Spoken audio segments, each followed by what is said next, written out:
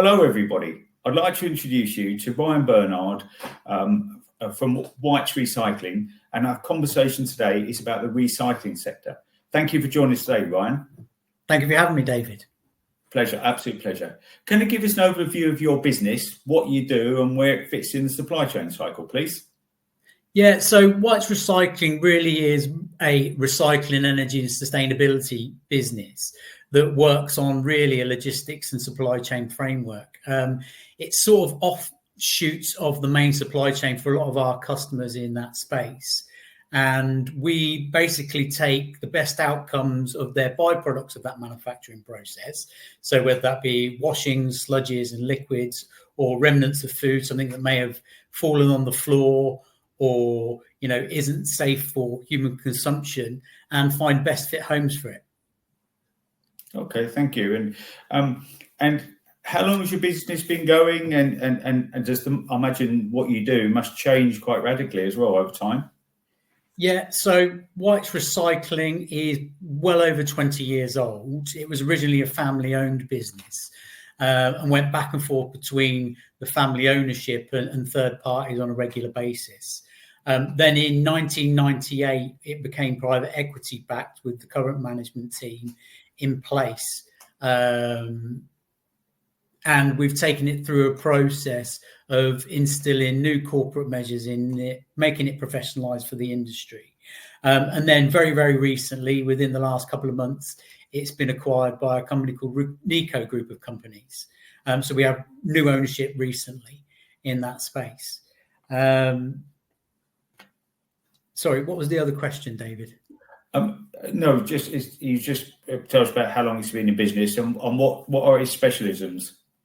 So I think the specialisms or superpowers that sort of come with White's Recycling are around the dynamic planning and reaction speeds to serve its customers. So if you imagine, we predominantly work in the food and beverage market with production and manufacturing facilities.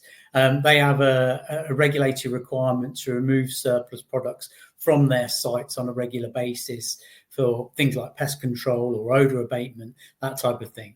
So getting to their sites in the shortest amount of time to remove the excess products that they don't need is our sort of key strength in essence. As if they're not removed, it can mean that the production lines go down and it causes the factories then costs and also brand reputation issues as well. Oh, thank you. And the cost, if any operation or factory goes down, the cost, can be enormous, can't they? Yeah, absolutely. 10, 20-fold of what it would cost for us to get there with a couple of vehicles on a short-term basis. We do work on tight SLAs. So predominantly within sort of 4 to 6 hours, we've normally got a vehicle in the area that can remove liquid or solid waste from any site in the UK. Well, thank you. I appreciate it, Ryan. I'm asking everyone that's doing our podcast, what brought you into the lovely logistics sector? I think like everyone of our generation, I hadn't planned on it and I didn't have a plan going into it.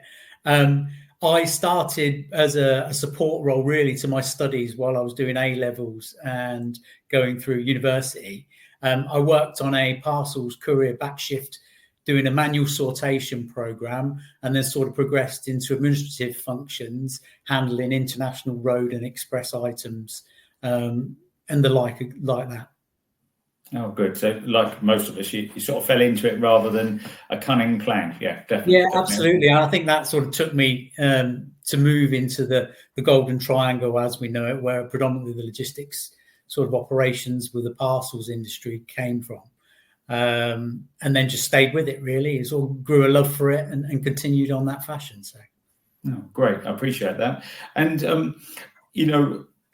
the next question obviously is describe the current challenges in the marketplace and maybe also the changes, because obviously things are probably changing all the time with recycling and everyone wanting to be greener. So what are the two, both the challenges and the changes that your business has been called upon? Yeah, so I mean, we're probably slightly different from a lot of general haulage operators by nature of the commodities that we move. And, we don't necessarily tend to use the word waste because we can utilize them in lots of different areas. But from that perspective, we obviously have regulatory reform in terms of owning and operating a haulage business in that space, driver CPCs, transport CPCs, VOSA in that space. But then we also have the overlay of other regulatory reform around control of waste. So European waste codes, for instance, on the products that we move. There's that sort of tightening of the knit, and when everyone's becoming more sustainable, governments everywhere driving to find the best solutions for outputs for these things. On top of that, utilities pricing can be a problem, and that comes from the basis of where we find outlets. A lot of our outlets are based on production of energy from the surplus foods and liquids that we take from our customer base. So if you think about pricing coming down in the electric and gas networks, it means that there's less money to go around to enable us to take stuff to those entities for them to utilize and commoditize pricing. The other area is sort of weather as well. Weather is a major factor for us. As you can imagine, there's a lot of liquids around at the moment. We've had one of the wettest years on record. So that's driving us and having a peak requirement for us to get in to support people that have had flooded premise on a regular basis.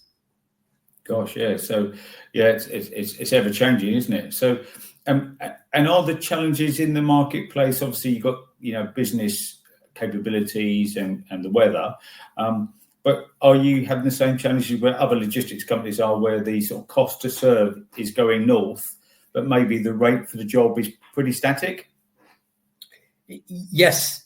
We're no different in that. You've obviously got additional national insurance contributions as businesses now from the recent budget. There's competition in terms of drivers' rates coming on. Supply chains of stuff like parts and servicing costs are going up on a regular basis. Insurance costs are going up on a regular basis. So we're not immune to any of those. I think we're slightly protected from a sort of general haulage and transport perspective, when we can almost commoditize some of the freights that we move. Like I've said earlier, there's opportunity for us to change some of the costings of disposal with some of our surpluses into creating a revenue for them that we can put into things like electricity production or gas production from that.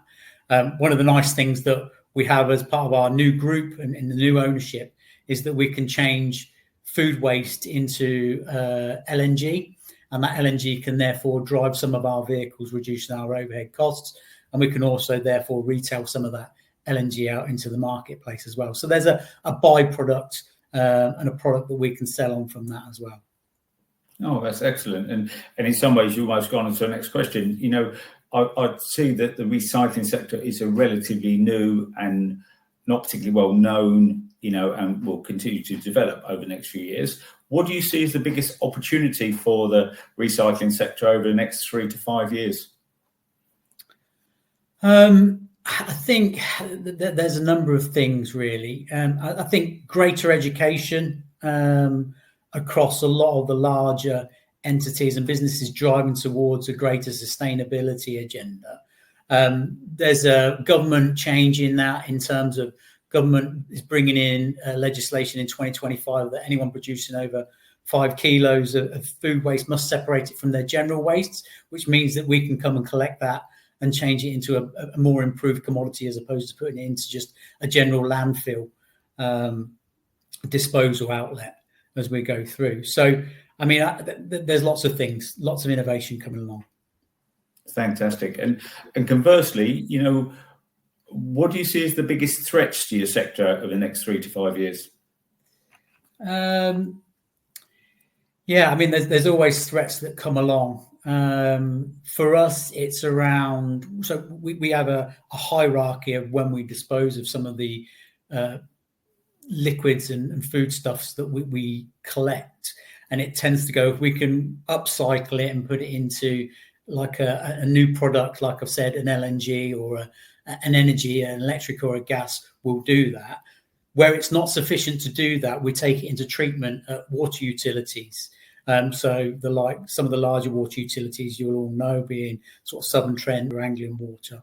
And the opportunity there is a diminishing capacity, in actual fact, by some of them restricting the types of effluents that they can take in. Based on the nature of the effluent, it might be the case that it's got animal byproducts in it, and therefore it doesn't necessarily sit with their treatment process, or it might just mean that there's such wet weather currently that their capacities in their infrastructures mean that they don't want to take in any commercial industrial surplus liquids themselves. So there's a diminishing element there. Some of the other sort of threats in our area, I think there's always the regulatory change in environment. So Environment Agency changes, government views on how things should proceed. And there's also cost conflict, isn't there? You know, we talked a little bit about it earlier in the fact that, you know, there is a sustainability agenda happening, but it's about who pays for that and who moves the dial on where it goes to. Okay, no, I appreciate that. Thank you. And what are people in this, you know, recycling sector not talking about that perhaps they should be? I think from my perspective, you know, I sit on 2 judging panels for the industry, and I think there needs to be a real wake-up call to the opportunity that AI and robotics provides. I think we're, you know, pretty pivotal in the supply chain in what we do, but we need the best talent to understand what the visions are around that and to build solutions in that space. I think we're just at the cusp of this, and some of the clever stuff that some of these big tech companies are producing aren't necessarily filtering their way down into our sectors and our areas of work. Yeah, great. And obviously with AI, it's probably both an opportunity and a threat, isn't it, to different sectors, both for, you know, working patterns, et cetera, et cetera. So it's, you know, in these conversations, everyone sort of, it can do a lot of good stuff, but also can be challenging, you know, from a workforce perspective as well, can't it? Absolutely. And, you know, there's different levels of AI and robotics you can look at. So if you use artificial intelligence to drive how your business strategies work at the highest level, through to robotics sort of almost replacing manual labor in some of these facilities, right down to RPA, you know, robotic process automation of just writing reports instead of administrators having to sit and sort of number crunch as they go along. So it will be horses for courses. And I think we as a working population are going to have to upskill ourselves to meet what actual fact will be a quicker advance in technology in the forthcoming years. No, thank you. I appreciate that. And obviously what you do and recycling is part of the green transition. But if you sort of paint the picture of how you see the green transition that everyone's looking for, trying to achieve, impacting and also perhaps developing your sector. Yeah, I think it's going to be about education, David. And, you know, I think the general consumer is going to drive the big blue chip organizations to be more environmentally aware, more environmentally driven, and have better sustainability agendas. And what we do as White's Recycling is we provide those strategic roadmaps to deliver those sustainability goals, and also then demonstrate how we can help achieve those sustainability goals. So I think it's going to be largely general public and sort of consumer driven. And then those will come through as policies within larger organizations who have the ability to transport that and request the services of companies like White's Recycling to deliver roadmaps and complete goals that they've set forth. So, and do you think things like the green transition will happen by itself, or it will need, you know, government, you know, implementation and drives and criteria? I definitely think it's going to need some changes from government, driving people in the right direction.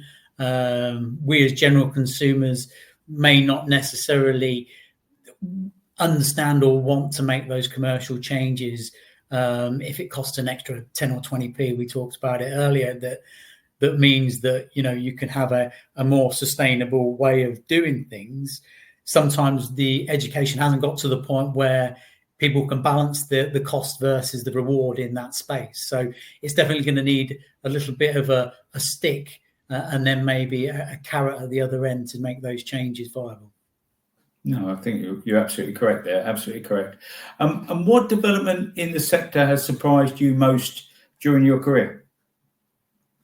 I think for me, it's around the everyday man and everyday woman on the street wanting visibility of their supply chain, wanting to know exactly what's going on. And that's been almost driven by the fact of e-coms, and now with some large sort of online marketplaces, anyone can become a seller and get involved in supply chains.